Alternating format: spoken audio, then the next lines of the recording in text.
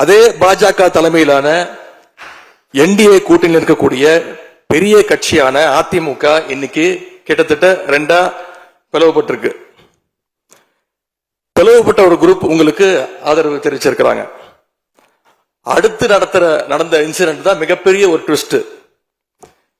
பிளவுபட்ட குரூப்ல இருக்கக்கூடிய ஒரு தலைவரோட வீட்டுக்கு ஒரு புது சோஃபா போகுது. சோஃபா பின்னாடியே புது முதலமைச்சரும் அந்த வீட்டுக்கு போறாரு. புதுமையான ஆட்சின்னு சொன்னீங்க. இன்னைக்கு புஷ்பா பட பாணியில ஆட்சி நடந்துகிட்டு இருக்கு. தமிழ்நாட்டு வரலாற்றிலேயே முதன்முறையாக, இந்திய வரலாற்றிலேயே முதன்முறையாக ஒண்ணு நடந்திருக்கு. என்னன்னா, கட்சி தாவறதுக்கு முன்னாடியே அந்த குரூப் தலைவர் வீட்டுக்கு போய் இவ்வளவு ஓப்பனா அவங்களுக்கு இன்விடேஷன் கொடுத்ததை இதுவரைக்கும் இந்தியாவில் யாருமே பார்த்தது கிடையாது.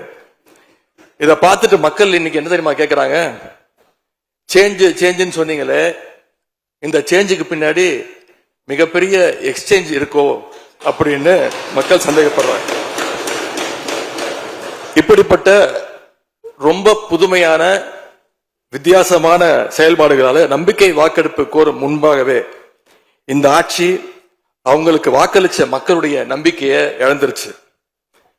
இவங்களுக்காக ஆதரவு கொடுத்த எங்க தோழமை இயக்கங்களுடைய நம்பிக்கையையும் கொஞ்சம் கொஞ்சமா சரிச்சுக்கிட்டு இருக்கு. தேர்தல் நேரத்தில் ஊழல் சக்தின்னு சொன்னீங்க. ஆனா இன்னைக்கு சோசியல் மீடியால மக்கள் உங்களை பார்த்து கேள்வி கேட்க ஆரம்பிச்சிட்டாங்க. என்ன கேட்கிறாங்க தெரியுமா? அந்த ஊழல் சக்தியோடு சேர்ந்து இருக்கக்கூடிய ஆளுங்கட்சிய இப்ப என்ன சக்தின்னு கூப்பிட போறாங்க. கிளீன் கவர்மெண்ட் சொன்னாங்க. இதுதான் உங்க கிளீன் கவர்மெண்ட் லட்சணமானு மக்கள் கேட்க ஆரம்பிச்சிட்டாங்க. இப்படி நீங்க கூவத்தூரையும் மிஞ்சுற அளவுக்கு அடிக்கிற கூத்த பார்க்கும் போது இந்த அரசு எத்தனை நாளைக்கு நீடிக்க போகுதுன்னு மக்களுக்கு அந்த சந்தேகம் வர ஆரம்பிச்சிருச்சு. முதல் கோணலே முற்றிலும் கோணல்ன்ற மாதிரி உங்க நடவடிக்கை எல்லாமே இன்னைக்கு மீம் கண்டென்ட்டா மாறிடுச்சு. மாண்பு முதலமைச்சர் அவர்கள் தன்னுடைய தேர்தல் பிரச்சாரத்தில் பெயர் சொல்லக்கூட தயங்கிய அந்த மற்றும் சிலர் கட்சியிலிருந்து ஒரு சிலரை நேற்று சந்திச்சிருக்கிறார்.